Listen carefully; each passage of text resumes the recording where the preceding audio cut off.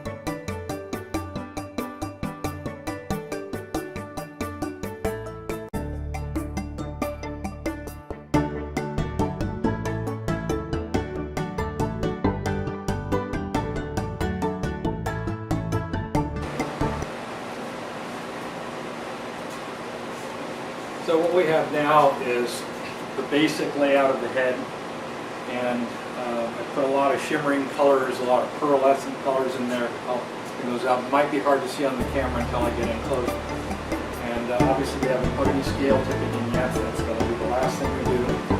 I have some spots yet to put on the tail. I'm going to finish off the back side of his head. I'm going to come back with a darker shadowing color to help define a lot of this on the face, to help it stand out a little bit. It's kind of like framing it in. And that'll be the last step on the head, other than maybe a few little minor cosmetic things that I'll put in. So let's move in a little bit closer. I'm focusing mainly on the head.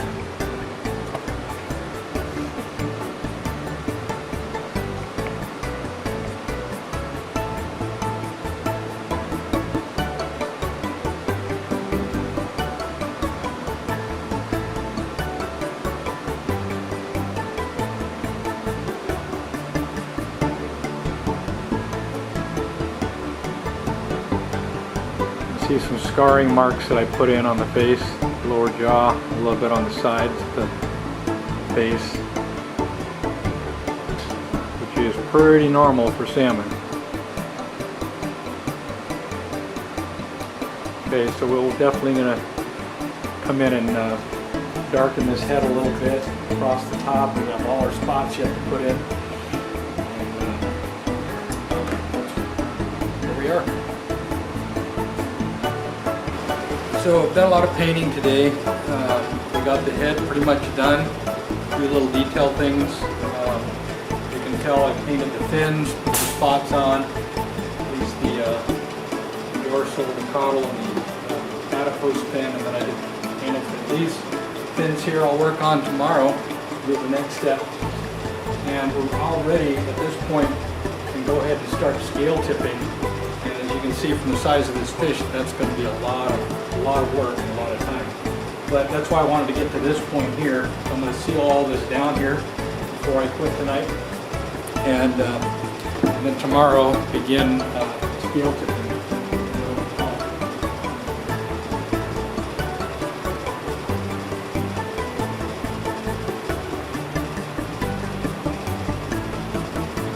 See the fins here. Get those in the